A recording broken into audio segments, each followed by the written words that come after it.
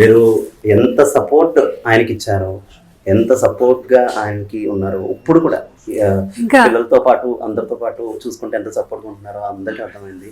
అమ్మ, మాకు కృష్ణరాజు గారి గురించి చాలా విశేషాలు చెప్పారు, చాలా చూపించారు కూడా.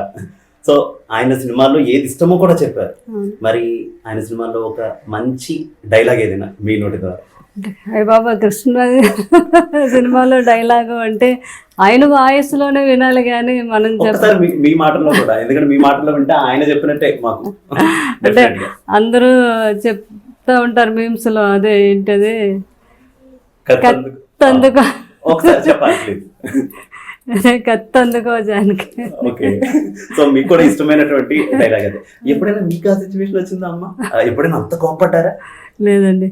ఆ కృష్ణరాజు గారికి నాకు ఒకటి గుర్తుకొస్తుంది. ఆయనకి ఎప్పుడైనా బాగా కోపం వస్తే నేను ఎదుర్కొంటూ ఉంటే కోపం తగ్గేది. అంటే లక్ష్మీ నరసింహస్వామి వారి కోపం వచ్చినప్పుడు ప్రహ్లాదుని చూసి ఆయన ఎలా చల్లబడ్డాడో అట్లా నన్ను చూస్తే ఆయన కోపం తగ్గేది అనమాట. అంటే అంతగా ప్రేమించేవారు అనమాట. నేనంటే ఆయనకు ఒక తల్లిగా, అదే ఆయన ఒకసారి చెప్పడం కూడా జరిగింది, కంటికి రెప్ప లేకుండా కన్ను ఉండలేదు, అలాగే తన లేకుండా నేను ఉండలేను అని ఒకసారి నా గురించి చెప్పడం, ఆ పేపర్ కూడా నా దగ్గర ఉంటుంది.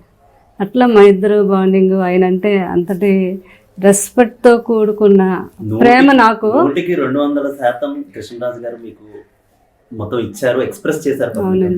మీరు అంతే స్థాయిలో ఆయనకి చాలా సపోర్ట్గా ఉన్నటువంటి ఆయన, అందుకని ఆయన స్ఫూర్తితో నేను అలా అక్కడే ఆగిపోకుండా ఒక మహిళగా, ఒక మహిళ అంటే ఒక దగ్గర ఆగిపోకూడదు. అంటే తన భర్త చేద్దాం అనుకున్నవన్నీ కూడా ఒక స్త్రీగా చేయాలి మనం, మన ధర్మం అది.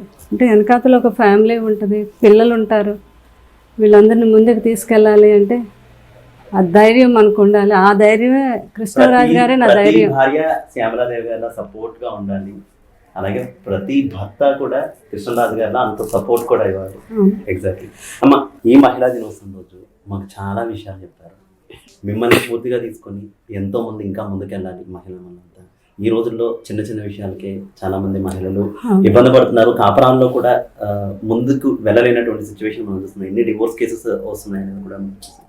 సో మొత్తం మహిళలందరికీ, చిన్న విషయానికి ఇబ్బంది పడే వాళ్ళు కావచ్చు, ఇబ్బందులు ఉన్నాయని ఏదో చేసుకునే వాళ్ళు కావచ్చు, ఈ మహిళా దినోత్సవం రోజున ఒక మహిళగా మీరు ఇచ్చేటటువంటి మెసేజ్? అదే నేను చెప్తున్నాను, నేను కృష్ణరాజు గారు ఎలా ఉండేవాళ్ళు అంటే ప్రతి జీవితంలోని కూడా చిన్న చిన్న అరమరకలని వస్తాయి, కానీ దాన్ని అర్థం చేసుకుంటే ఏమీ ఉండదండి. అలాగా అదే స్త్రీ పురుషులు ఇద్దరికీ ఉండాలి. అదే చెప్పాను కదా, స్త్రీకి ఏంటంటే చిన్న చిన్న పెద్దగా కోరికలు ఏమి ఉండవు. కొంచెం పోయినా భర్త ఆనందపడిపోయి ఇంక దేనికైనా సాక్రిఫైస్ ఆ భర్తకే చేస్తుంది. అట్లాగే మీరు కూడా ఇప్పుడున్న జనరేషన్లో కూడా ఈగో అనేది లేకుండా భార్యాభర్తలు అనేది ఇద్దరు కలిపి ఉంటేనే మీ చుట్టూ ఉన్న వాతావరణం బాగుంటుంది, మీరు బాగుంటారు, మీకు పుట్టబోయే పిల్లలు బాగుంటారు. చిన్న ఆనందాన్ని మీరు అప్పుడప్పుడు మీ భార్యలు పొగుడుతూ ఉండండి. దానికి మీకు ఏం కావాలని అది చేస్తారు. కృష్ణరాజు గారు అలాగే నన్ను అప్పుడప్పుడు అలా పొగుడుతూ ఉండేవారు అనమాట. సో మంచి టిప్ ఇచ్చారు. మహిళా దినోత్సవం రోజు మహిళలతో పాటు పురుషులకు కూడా ఒక మంచి టిప్ ఇచ్చారు. అంతే, అలాగా అంటే స్త్రీ పురుషులు అనేది ఇద్దరు కలిసి ఉంటేనే ఆ జీవితం బాగుంటుందండి. అంచేత ఇద్దరు ఒకరినొకరు అర్థం చేసుకొని, ఎందుకంటే ఇప్పుడు మహిళలు ఎంతో, ఇప్పుడు మా పిల్లలే ఉన్నారు, ఎంతో బాధ్యత, వాళ్ళు మగ పిల్లలు లేరు అనే బాధ లేకుండా వాళ్ళు అన్ని బాధ్యతలు చూసుకుంటున్నారు. ప్రతి ఒక్కరికి హెల్ప్ చేస్తారు. తర్వాత ఏమో వాళ్ళ వర్క్ వాళ్ళు చేస్తారు. అసలు మగపిల్లలు ఆడపిల్లలు అనేది మనం ఇప్పుడు వేరు చేయకూడదు, ఇద్దరు సమానంగా ఉండాలి. ప్రతి ఒక్కరు కూడా నేను చెప్పేది మాత్రం ఒకటే, నాకు మగపిల్లలన్నా ఆడపిల్లలన్నా ఇద్దరు సమానమే. వాళ్ళు చాలా మంచి వాళ్ళు ఉన్నారు, వీళ్ళు ఉన్నారు, అలాగా ఎక్కడో ఉంటారు. కొంత ఈ డ్రగ్స్కి ఎవరు అలవాటు పడకండి దయచేసి, నేను చెప్తున్నాను. దానివల్ల చాలామందిలో మైండ్ ఇదయ్యి వాళ్ళు ఏం చేస్తున్నారు కూడా తెలియట్లేదు.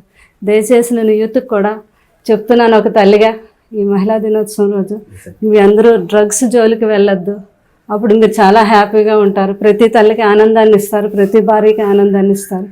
అలాగే ఎందుకంటే మహిళల్ని కూడా కొంచెం మీరు గౌరవించండి, అప్పుడు వాళ్ళు కూడా అదే రెస్పెక్ట్ మీకు ఇస్తారు. అంచేత అందరూ ఆనందంగా ఉండాలని ఎప్పుడు నేను తల్లిగా కోరుకుంటున్నాను. రైట్. ప్రతి మహిళకి చెప్తున్నాను, అలాగే ప్రతి పురుషుడికి కూడా హ్యాపీగా ఉండండి అని థ్యాంక్స్ అమ్మా. నేను చాలా చాలా ధన్యవాదాలు. చాలా ముఖ్యమైనటువంటి విషయాలు కృష్ణరాజు గారి జీవితంలో కావచ్చు, ప్రభాస్ గారి కావచ్చు, మీ కావచ్చు, అన్ని షేర్ చేసుకున్నారు. అలాగే ముఖ్యమైనటువంటి ఒక మెసేజ్ని కూడా మా జీతం న్యూస్ వేదికగా ఇచ్చినందుకు చాలా చాలా ధన్యవాదాలు. చూసా